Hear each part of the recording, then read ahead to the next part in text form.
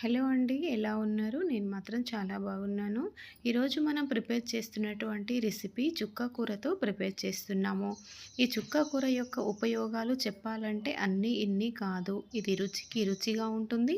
ఎన్నో రకాల ఆరోగ్య ప్రయోజనాలను కూడా తీసుకువస్తుంది.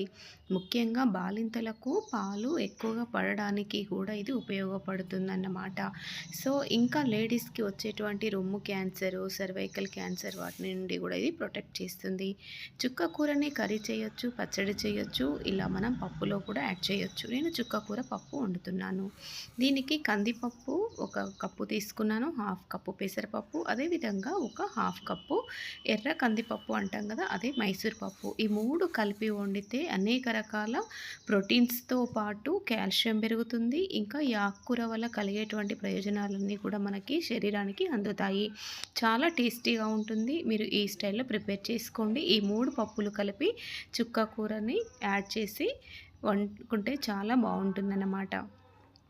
సో, ముందుగా మనము పప్పుని పూర్తిగా క్లీన్ చేసి, అదేవిధంగా చుక్క కూరని కూడా శుభ్రంగా కడిగి చిన్న చిన్న ముక్కలుగా కట్ చేసుకోవాలి.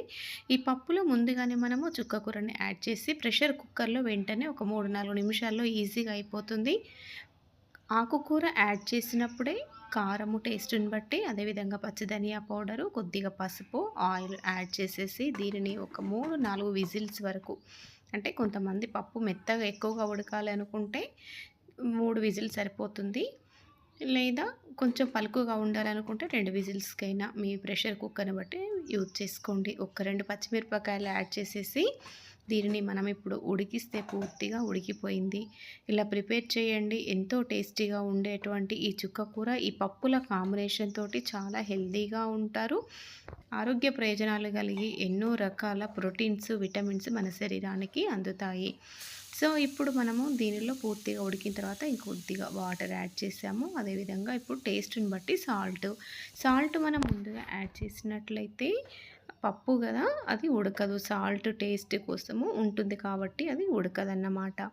సో, ఇప్పుడు మనం టేస్ట్‌ని బట్టి సాల్ట్ యాడ్ చేసాము. పప్పు మనము వండినాక ఇలా లూజ్‌గా ఉండాలి. అప్పుడే టేస్ట్ అనేది ఉంటుంది. లేకపోతే మనము తినే టైం వరకల్లా పూర్తిగా చల్లారిపోయి అది మనకి వడ్డించుకోవడానికి కూడా గట్టిగా అనిపిస్తూ ఉంటుంది. సో, ఇప్పుడు మనము దీనిని ఇలా ప్రిపేర్ చేసి ఎక్కువ రిస్క్ లేకుండా ఈజియెస్ట్ మెథడ్‌లో ఇలా కందిపప్పు, పెసరపప్పు, మైసూర్ పప్పు ఈ 3 కలిపి దీనిలో ఆకుకూర, పాలకూర కావచ్చు, చుక్కకూర, గోంగూర, పొనగంటి కూర, ఏవైనా సరే గంగవాయలు, ఏ కూరలైనా ఇలా ఈ 3 రకాల పప్పులు కలిపి యాడ్ చేసి ప్రిపేర్ చేసుకోండి. అనేక రకాల పోషకాలు శరీరానికి అందుతాయి. చాలా టేస్టీగా కూడా ఉంటుంది. తర్వాత ఇప్పుడు మనం పోపు చేసుకోవాలి. ఆయిల్ వేడైనాక ఎండుమిర్చి పప్పుకి కంపల్సరీ. అదేవిధంగా వెల్లుల్లి కూడా, ఆ టేస్టే వేరుగా ఉంటుంది. ఇలా పోపు చేస్తే వంటిల్లు మొత్తము కూడా గుమగుమలాడిపోతుంది. ఇప్పుడు దీనిలో ఇంగువ అనేది కంపల్సరీ. పప్పు కాంబినేషన్‌కి ఇంగువ, వెల్లుల్లి, ఎండుమిర్చి, కరివేపాకుతోనే చాలా టేస్టీగా వచ్చేస్తుంది. జీలకర్ర, ఆవాలు కూడా యాడ్ చేశాను. ఇలా పోపు ప్రిపేర్ చేసుకోవాలి. చాలా టేస్టీగా ఉంటుంది.